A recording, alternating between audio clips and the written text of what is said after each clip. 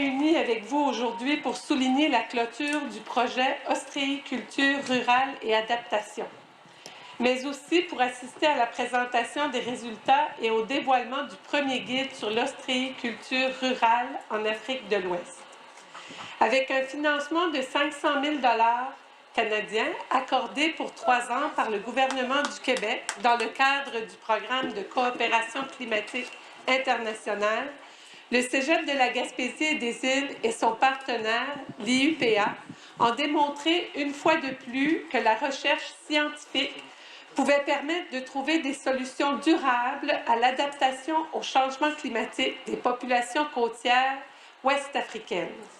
En établissant une coopération climatique dynamique entre les acteurs francophones et issus du secteur privé, de la société civile et des milieux de la recherche, le Québec entend favoriser l'émergence d'un espace économique francophone inclusif, résilient et solidaire.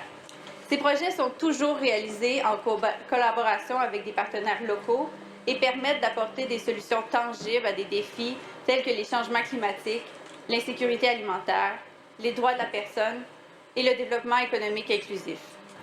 Remercier et féliciter donc le Canada de façon globale, en particulier le Cégep de la Gaspésie et des Îles, pour avoir pensé à l'IUPA comme partenaire technique, mais également pour avoir appuyé une recherche qu'on appelle recherche de développement dans les îles, parce que cette population mérite un appui conséquent. Dans le cadre de ce projet, on a fait 2 ans de recherche scientifique avec des résultats probants pour développer une ostréiculture moderne. Donc on parle de captage de naissins, de bébés huîtres avec des coupelles Cholet, mais aussi de grossissement des huîtres. Les résultats de ce projet nous permettent aussi de développer des GIE ostréicoles, des jeunes femmes et des jeunes hommes qui sont formés et qui mettent en œuvre cette ostréiculture moderne. Les résultats de ce projet, associés à la diffusion du guide, permettront la naissance d'une nouvelle filière moderne à la grandeur de la sous-région. Nous tenons aussi à souligner le travail remarquable et l'investissement sans faille d'Ibrahima Tiao, doctorant sur cette thématique qui a été financé dans le cadre du projet Aura. Soulignons aussi l'apport scientifique et la détermination de son encadreur, qui est aussi le coordonnateur scientifique du projet, pour le Cégep de la Gaspésie des Îles, donc professeur Malik Diouf. Nous avons réussi à mettre en place des parcs ostréicoles et ce qui est vraiment intéressant, c'est que les huîtres qui sont produites avec ces parcs pourront être utilisées pour alimenter les unités de transformation des femmes de ces 3 villages. Le projet est arrivé avec une solution qui peut permettre de rester là, de travailler, de gagner notre vie et de vraiment pouvoir embaucher aussi des jeunes comme nous, parce que c'est ce que nous souhaitons.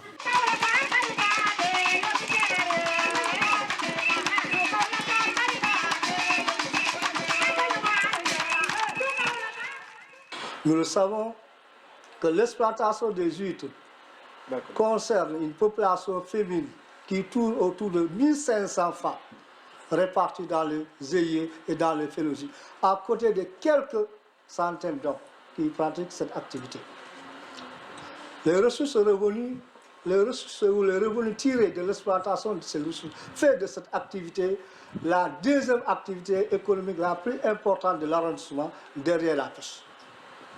Et le phénomène du changement climatique, les conséquences du changement climatique et de l'effet de surexploitation des mers a pour conséquence l'immigration irrégulière qui fait de nos côtes les zones de départ.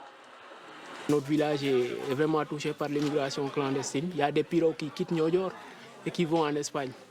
Et pourquoi les jeunes partent? Parce qu'ils n'ont pas de travail. Ceux qui travaillent aussi, le travail ne les satisfait pas.